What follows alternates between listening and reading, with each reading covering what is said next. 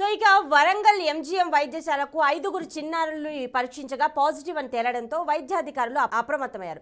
So ప్రస్తుతానికి వాళ్ళ పరిస్థితి ఎలా ఉంది అనేది తెలుసుకోవడానికి మరి వరంగల్ నుంచి మా ప్రతినిధి భాస్కర్ లైన్లో ఉన్నారు. భాస్కర్ చెప్పండి. సో 5 చిన్నారులకి పాజిటివ్ అని అయితే తేలింది. సో దీని గురించి డీటెయిల్స్ ఇవ్వండి.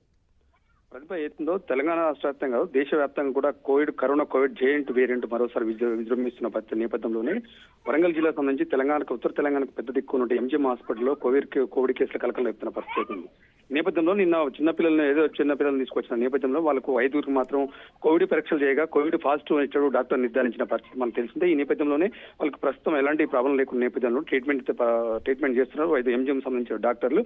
వారిని జనరల్ వార్డుకు ఐసీ నుంచి జనరల్ వార్డు షిఫ్ట్ చేసిన పరిస్థితి. ఈ నేపథ్యంలో ఇప్పటికైతే పాజిటివ్ రిజల్ట్ వచ్చిన అయినా కూడా ఎలాంటి ప్రాబ్లం లేదని చెప్పి ఎలాంటి ప్రమాదాలు లేదని చెప్పి డాక్టర్లు అయితే చెప్తున్న పరిస్థితి. ఆ నేపథ్యంలో ప్రస్తుతం వారికి కోవిడ్ కు సంబంధించిన JN.1 కు సంబంధించిన వేరియంట్ కు సంబంధించిన ట్రీట్మెంట్ అయితే చేస్తున్న పరిస్థితి. ఈ నేపథ్యంలో ప్రస్తుతం అయితే వాళ్ళ ఆరోగ్య పరిస్థితి నిలకడగా ఉందని చెప్పి డాక్టర్లు చెప్తున్న పరిస్థితి. ఈ నేపథ్యంలో రాష్ట్ర వ్యాప్తంగా తెలంగాణ ఉన్నటువంటి తెలంగాణ రాష్ట్రంలో ఇప్పటికే ప్రభుత్వ వైద్యాధికారులు మొత్తం అన్ని ప్రభుత్వ హాస్పిటల్ అలర్ట్ చేసిన పరిస్థితి.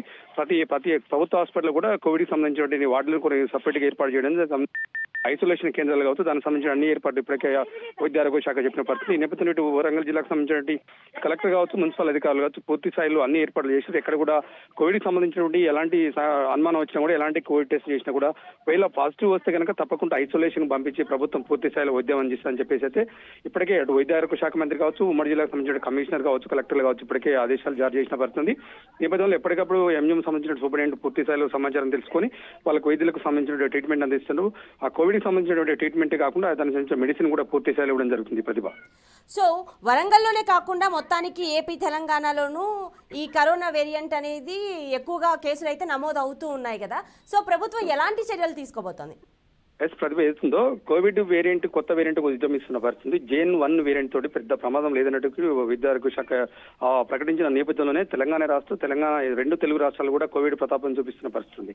ఆ నేపథ్యంలోనే గతంలో వచ్చినట్టు వేవుల కంటే కోవిడ్ 1-2 వేవుల కంటే ఈ వేవ్ చాలా ప్రమాదం అని చెప్పేసి కొన్ని మీడియా సంస్థల్లో వార్తలు వచ్చిన నేపథ్యంలో కూడా ఇప్పుడు డాక్టర్లు కావచ్చు, తెలంగాణ ప్రభుత్వం కావచ్చు, అటు ఏపీ ప్రభుత్వాలు కావచ్చు పెద్ద మొత్తంలో భయపడాల్సిన అవసరం లేదు. ఎవరు కూడా ఇబ్బంది చెందాల్సిన అవసరం లేదు. దానికి సంబంధించిన కోవిడ్ ప్రికాషన్స్ తీసుకుంటే ఎవరు కూడా ఆరోగ్య ఎలాంటి ఇబ్బంది ఉండదు, ఎవరు కూడా దానికి భయపడాల్సిన అవసరం లేదని చెప్పేసి ప్రభుత్వం ఒక పక్క ఆదేశాలు జారీ చేస్తున్న నేపథ్యంలో ఇటు జిల్లాలకు సంబంధించి కలెక్టర్లు కావచ్చు, మంత్రులు కావచ్చు, స్థానికంగా ఉన్నటువంటి వైద్యాధికారులు కావచ్చు పూర్తిగా దానికి సంబంధించి ఆదేశాలు జారీ చేస్తున్న పరిస్థితి.